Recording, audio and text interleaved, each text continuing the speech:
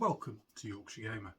Quite rare that I'm stood in front of the camera or sat in front of the camera in this particular case, but I thought I would put my face on this one as it's no doubt going to cause a little controversy maybe. But what I wanted to do is, and it's a video that I have had in the planning for quite some time, is to talk about the current state of the Historical Wargames magazines in the UK. Pretty much similar across the world. Daddy and Piombo from Italy, who Lorenzo Sartori, the guy who edits that, I've spoken to him on the podcast, but I'm not going to include that one. I'm just going to speak to you about the current state of the three Wargames magazines in the UK. And we have Wargames Illustrated, we have Miniature Wargames, and we have Wargames Soldiers and Strategy. And what I'm going to do in this video is I'm going to review them from the point of view of an old school historical wargamer. What, me? Yes, me. Because I have started to feel that Wargames magazines maybe aren't for me as much as they used to be. And I get that the Wargames industry is changing, and maybe the editors of these magazines are looking to move on from the old people like me who still buy their magazines and try and get a new audience. So I kind of get that. So if you're looking at this thinking it's just an old gronyard moaning about Wargames magazines, you're right, it is. So that's the last you're going to see of me. You might see me at the end, I don't know, see how I feel. But what I'm going to do is I'm going to take a deep dive into these magazines. Now, word of not warning, but a bit of a upfront. I buy all of these magazines with my own money. I have subscriptions to all of the magazines. I have got a free subscription for Wargames Soldiers and Strategy on a couple of occasions, but that was because I won a painting competition. So, bought these with my own money. I have got no dog in the fight, as they so to speak. If you've listened to the last podcast, I did have a moan about the magazines, but that was purely personal. So these magazines are from, this is February 25. You know why I want to speak about this one if you listened to stuff before. This is March 25, Miniature Wargames, and this is 134 from Wargames Soldiers and Strategy, which is, I had a quick scan, I can't see the date on it, but it's from around about the same time. And what I'm going to do is I'm going to go through each of them, give you a quick review of what's in there from this perspective of an old school historical wargamer, and see at the end of the day, using some maths and stuff, whether they are still worth the likes of me, and probably you if you're watching this channel, purchasing these on a monthly basis.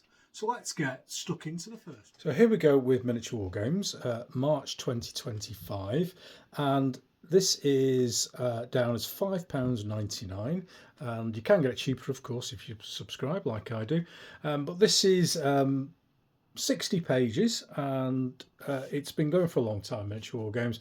And my general overview of Miniature Wargames is that it has been a consistent Wargames magazine. It's had a policy for many, many years of not necessarily trying to showcase the very, very best painted figures, but figures that people use on a regular basis when they're playing games. And I get that it's not something I'm particularly fond of. I would rather pay to see the best, but I get that it's not putting people off. But I would rather be inspired by really well painted figures, and I'm not put off by that. I look at a well painted figure and goes, oh, how do I do that? So just different ways of thinking, but that's their policy, and I kind of get it and I understand it, and I'm not criticising it. The thing with Miniature Wargames that I want to point out beforehand, and it kind of says it here, the magazine for all wargamers, is that there a few years ago they came out and said, we're going to do some weird shit. We're going to put fantasy and sci-fi gaming in here as sort of part of the magazine. So they've been straightforward and upfront. Fair enough. Not what I'm interested in, but that's what this video is all about. McPherson's Ridge, lovely, nice figures there. American Civil War. Then we've got some Hussite war wagons, and then we've got a vampire, word chiller, and sci-fi. So inside the front cover, which we're not counting, we have got some advertising and then an editorial. No problems at all. Forward Observer, which covers new figures that are coming out, some nice stuff on there, some future wargaming events. They never put Fiasco in there. There are shows north of Partisan, and another advert there. And then we're on to the first article. And one of the things that Miniature Wargames seems to rely on are regular writers, and I suppose it depends whether you enjoy that particular style of writing from a particular author. And Conrad Kinch is always in the front of the magazine, and he can do all sorts of stuff, and this particular one is musings on historical accuracy in wargames. Quite interested, old school wargamer, I'm going to read that. Might not agree with it, very rarely agree with Conrad, but it is there. And then we're into what I will call a classic old school wargaming article. Macpherson's Ridge, brilliant. Maps, we've got lovely pictures of great figures, we've got some breakdowns of the action, and some pieces in the back here with some more articles. Really, really good. Very, very good indeed.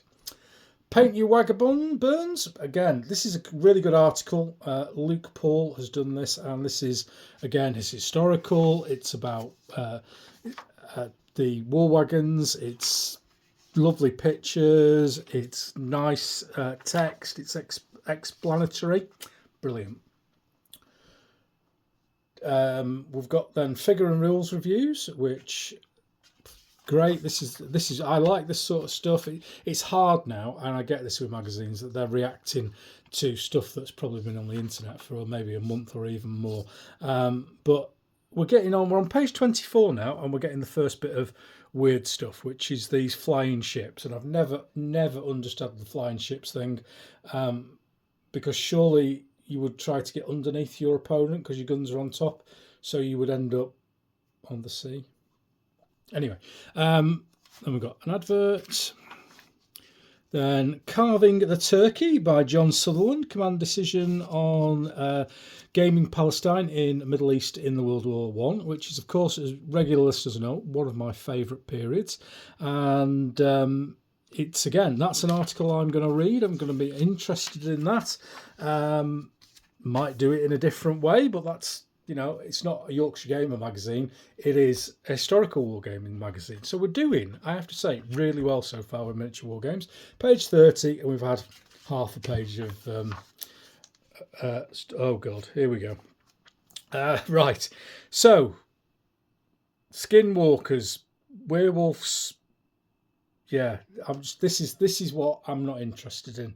So straight away, 1, 2, 3, 4, 5, 6, 7, 8,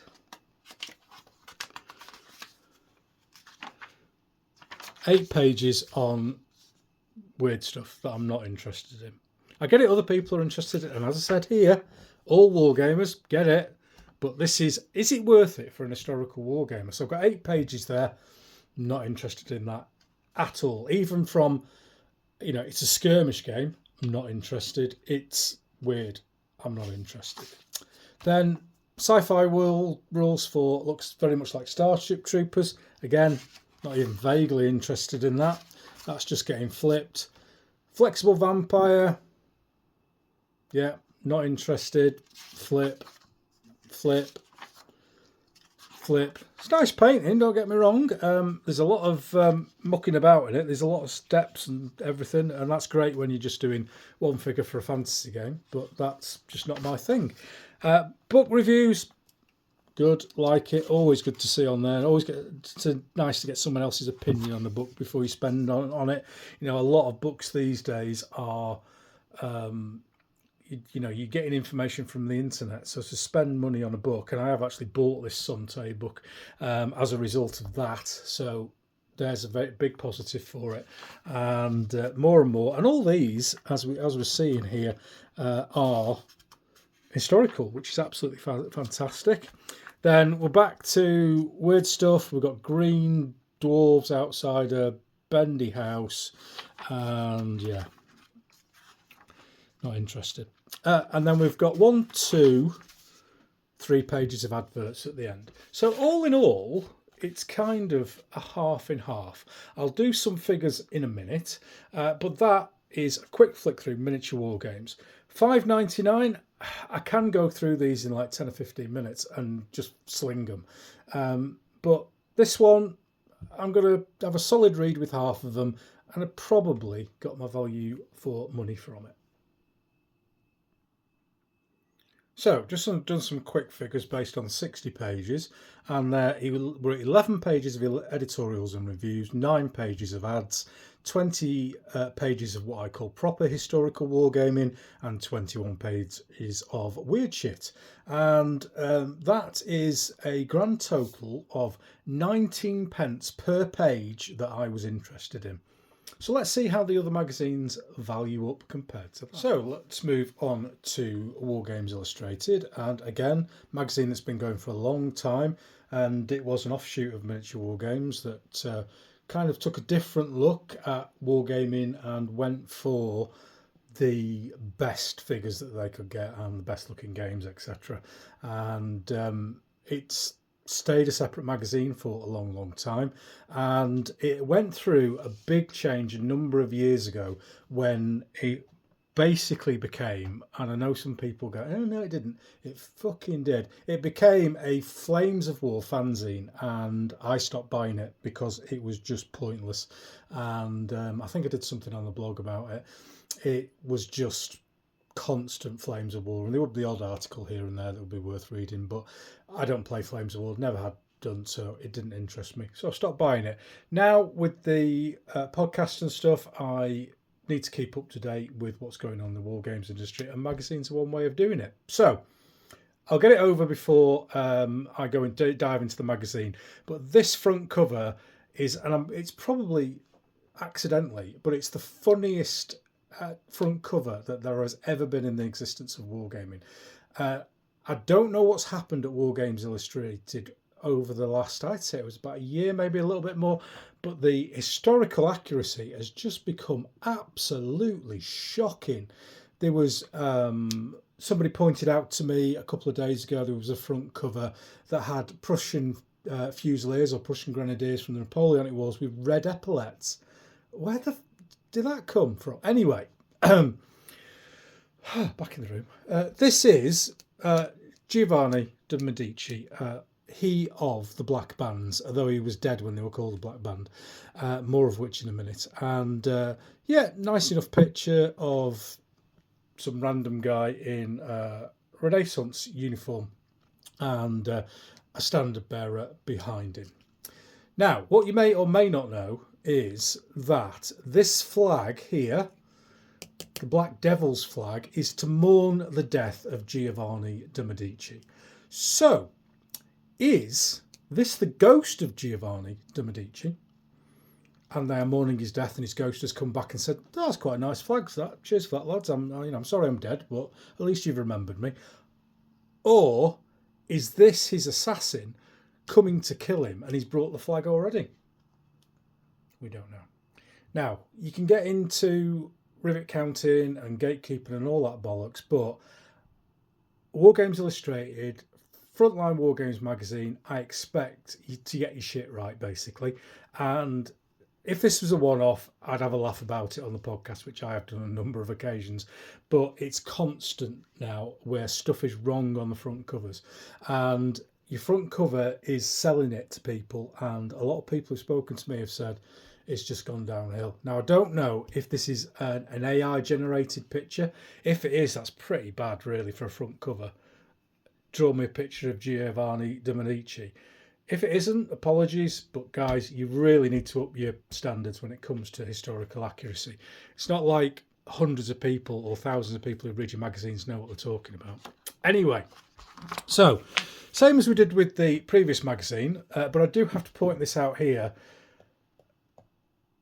Looking to find inspiration to form a Renaissance warband. A Renaissance fucking warband. It's the condottieri of Giovanni de Medici. It's not a fucking warband. It's not a load of Celts hanging out their willies, running at you with blue paint all over the face, off the tits on some fucking mushrooms. It is a professional group of soldiers who were highly rated within the Renaissance period and were definitely not a warband. And just while I'm on it, you've got bright coloured uniforms with the death flags. Historically, the dark colours, death flags, bright colours, flags before he died. Anyway, so let's have a look at this. And we've got a bit of self-promotion, fair enough, their magazine. Then we move on to the observation post, which is reviews, going through some bolt action stuff. I do always have the feeling, and I don't know whether it's just me, but I always get the feeling that Wargames Illustrated is always trying to sell me something rather than it being an information magazine. I don't know. So under the microscope, that's where the pictures of my stuff in this magazine are.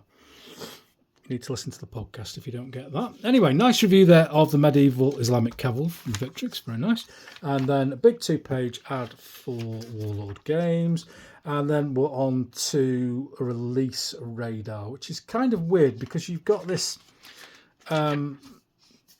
review stuff here, observation post, and then you get the release radar, which is also telling you stuff that's coming out. And this tends to be the stuff that I'm moaning about, the weird shit that is just like, what the fuck is this? So we've got mice with uniforms on, okay, and a red panda. Every time I go to the zoo, they're fucking hid in the tree at the top. You're not going to get a lot of action out of a fucking red panda. Anyway, right, so bases, weird shit. Crusader miniatures, some nice stuff there, a nice range of stuff.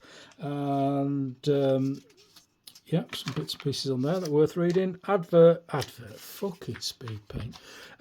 Quick fire, these can be quite good. I've put one in for the Sweeney stuff a few years ago.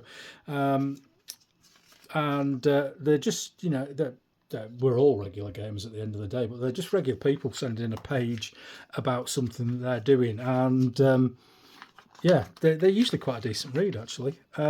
Then Painting the Battle of the Five Armies, which is James, his new Middle-earth thing was at Partisan, which was very nice, very impressive, but it's weird shit. But that's a good article, that is. I'm not gonna slag that off. More adverts, and then Peasants Are Revolting. You know what I think about skirmish games. So I'm not even going to read this. But it's got nice pictures and it's got 3 figures on it, and I'm bored already. Right. So then another advert here. Very nice. A century-spanning building. So some building tips there, always handy. Bit of an advert, and then we're on to gunslinging, more skirmishers. How do Wargames figures manufacturers survive these days? Again, I'm just not interested in this at all. But you know, it's got information. Then we've got 2 more pages of adverts again. Building Middle Earth. You know where I'm going to go with that one. Not interested. And then we've got a Wild West themed painting by Paul Mackay. I love Paul's painting, but he does mess about with bloody contrast paints. God.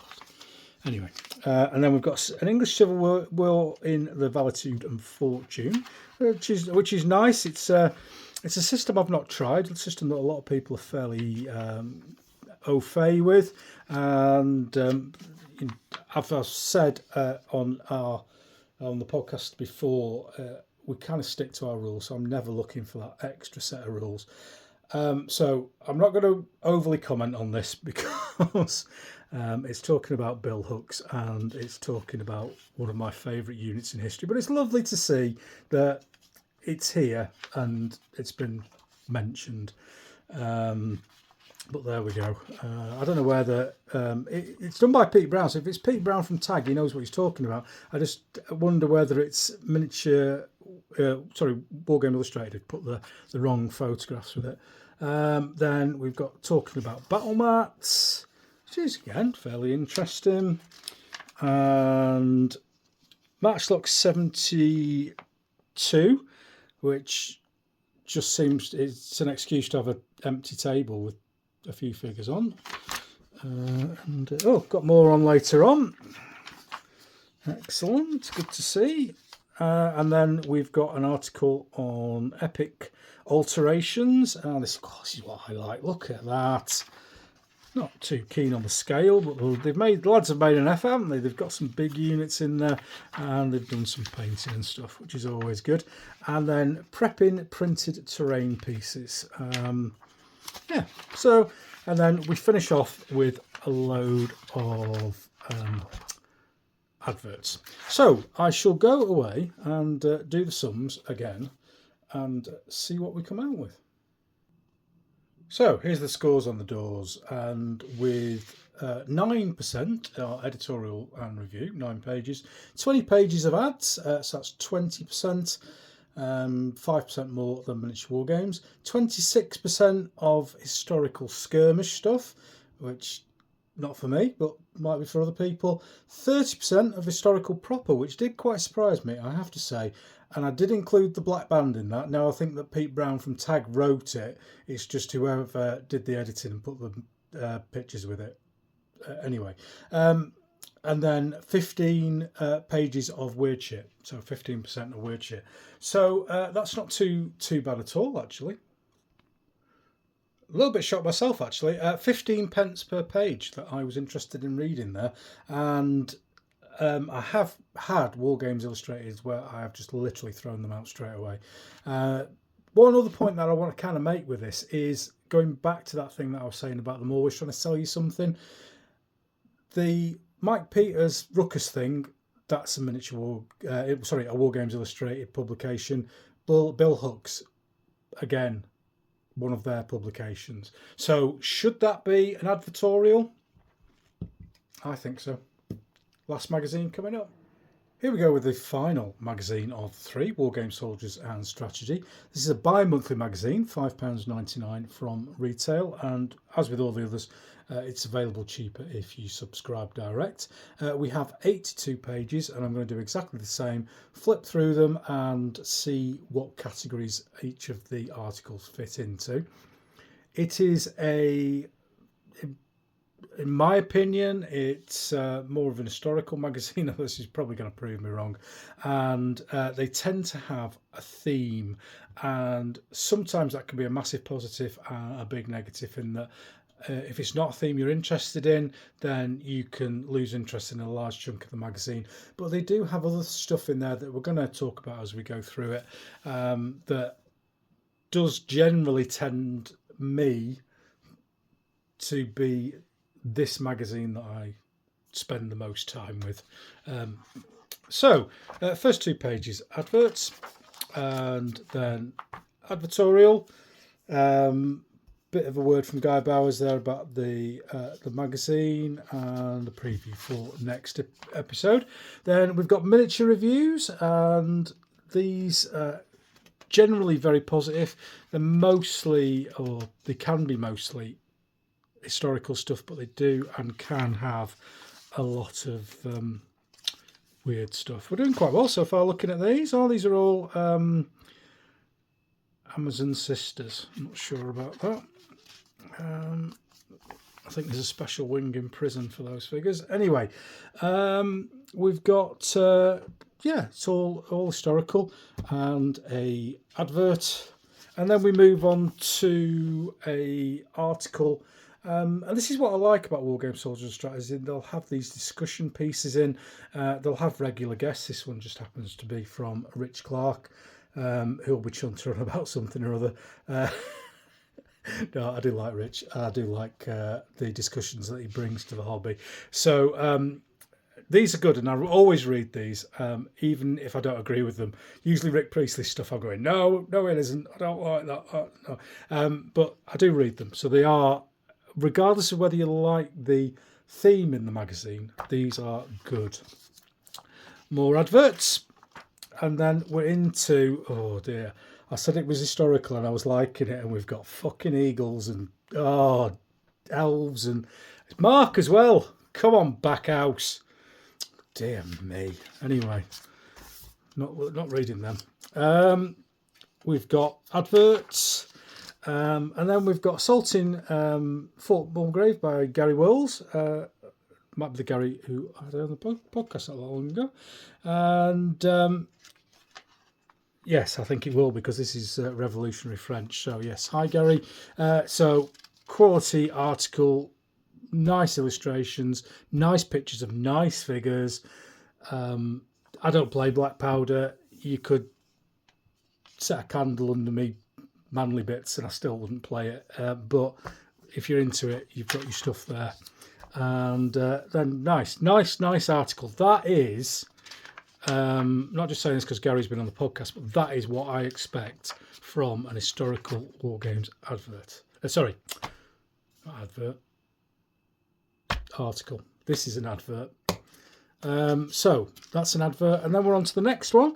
And this is a Great War mini campaign. Oh, look who's written it. Bloody Southern.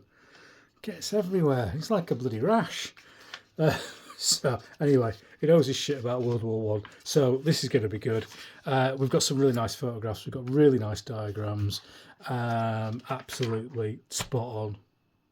Another brilliant article. Despite the author. Opening up Omaha, 1944.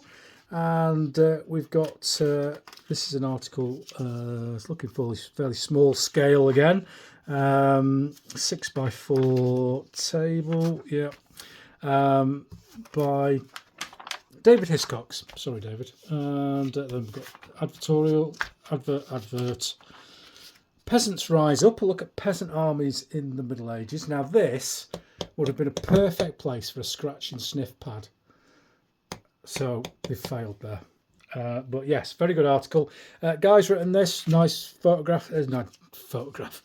All photographs of medieval period should be in it. But yes, worth a read. And then we're on to, right, Mark has discovered that some ancient stuff. Oh, I've got big figures as well. Oh, look at this. So this is about Spartacus and his... revolt, and link scenarios, excellent, really nice pictures, perfect advert. And then we're on to what looks like kind of Baron War stuff again.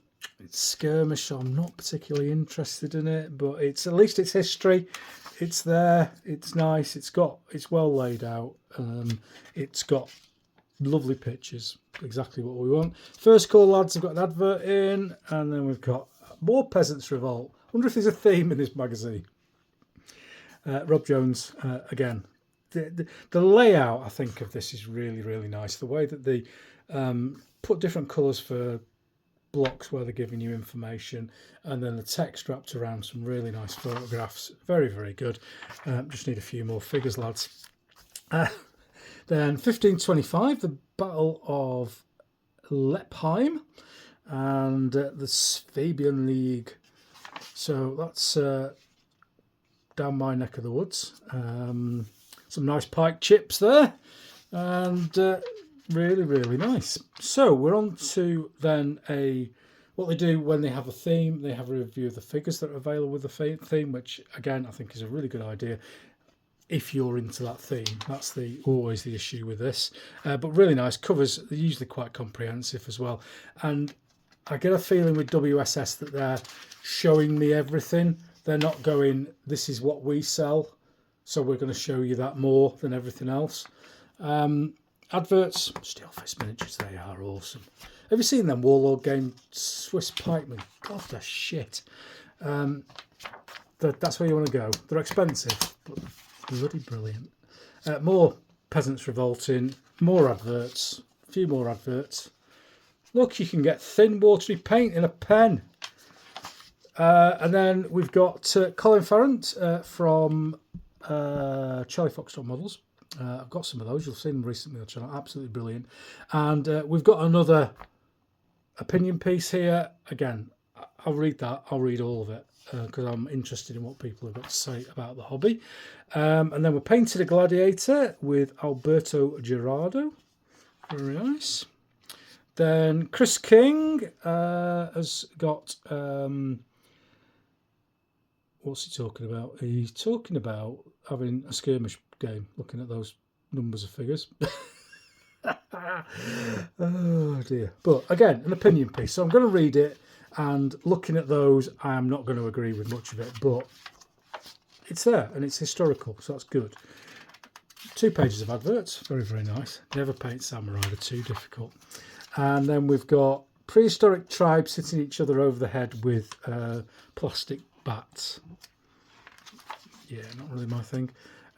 Before we go on to game reviews and book reviews, etc. And where WSS really does struggle with it being a bi-monthly magazine is that these are so often so far out of date. And if they did do monthly magazines, then it would be a lot easier. But it's up to them how often they publish. And then we're into articles and then book reviews. Do like a good book review. And then at the end, we have this thing called parting shots, where people just come on with really quick tips on what to do. Don't put your feet in your shoes if there's dog shit in them, that sort of thing. And yeah, that's the WSS. So that kind of gave me a bit much more of a positive vibe, I have to say. And I'm just going to do the figures for the scores on the door. So, Wargame Soldiers and Strategy, 22% editorial review, 19% ads, 18% historical skirmish, 26% historical proper, and 6% weird shit. It's quite low. It can be higher than that in this magazine. As I said, with the feature or the theme, it can go one way or the other, but it comes out again at 15 pence per page of stuff that I'm going to read. So that's quite interesting that matches up with Wargames Illustrated on the same price. That just has more pages of stuff that I don't like, but comes out roughly the same, which does surprise me. And the Wargames Miniature Wargames was more expensive for what I was into at 19 pence a page.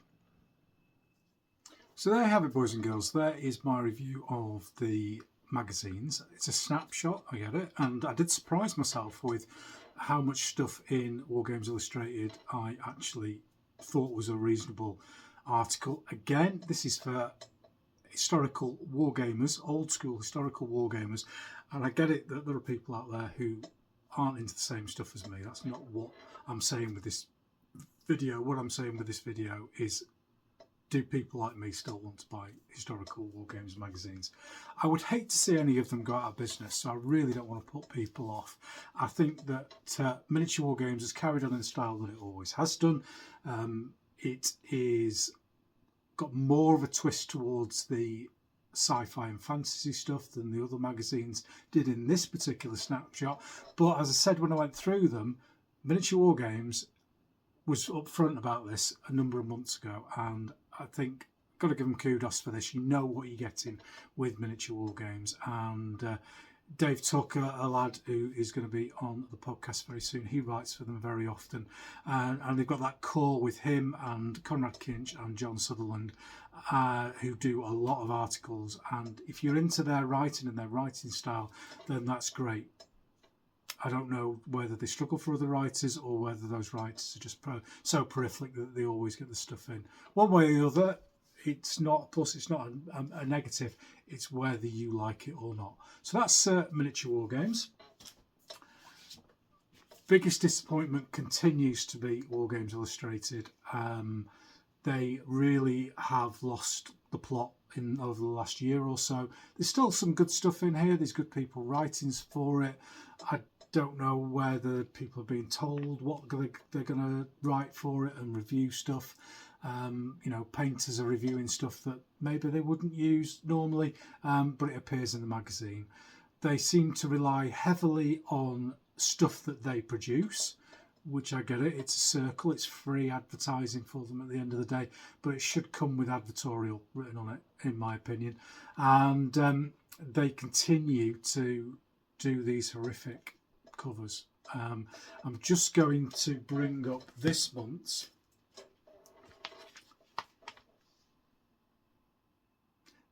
That's just somebody's typed into AI, give me a picture of Robin Hood, and it's come up with an AI version from the Errol Flynn film. What's that got to do with historical wargaming? I've got absolutely no idea. You could have at least got somebody to draw a picture or got some picture of some figures of Robin Hood. Up your game, guys. You're going to lose people. And finally, Wargame Soldiers and Strategy. It was before I did this, and it is still. Maybe I showed a little bit of bias. It is still my favourite magazines of all of them, even if they didn't feature them entirely game on Instagram. But good historical articles on a regular basis. Bit too much of a twist towards the skirmish games for my liking, but I get that I'm a lone voice in a wind full of 10-figure pish. But that's where the gamers are at the moment, so I can get why those articles are in here. I like very much the opinion pieces that people do, whether I agree with them or not. I think that there's the same as what you watching this. I hope I'm not going to say that all people should agree with this. Some people won't, but it's about having that discussion and having it politely without calling each other bellends. Although some people are bellends, and you do have to call them that. So this is the one that I like. I would like it to be monthly. Could they keep up the quality of the articles and the quality of the pictures? If it was, I don't know. It's up to them. Maybe I'll ask them one day if I get a chance to get them on the podcast, because I've got such a waiting list. But there you go. That is my review of the magazines, and it's the second time I filmed this, because the first time I did a lot more swearing. You think this was bad? You should have seen the first one, which I deleted on the advice of my solicitor. Thank you once again for watching Yorkshire Gamer. Let me know if you don't want to see me in front of the camera again, because I haven't done this before. I normally talk from behind the camera, as I did when I was reviewing the magazines. But please like and subscribe to the channel, and listen to the podcast whenever you can. Until next time, see you later.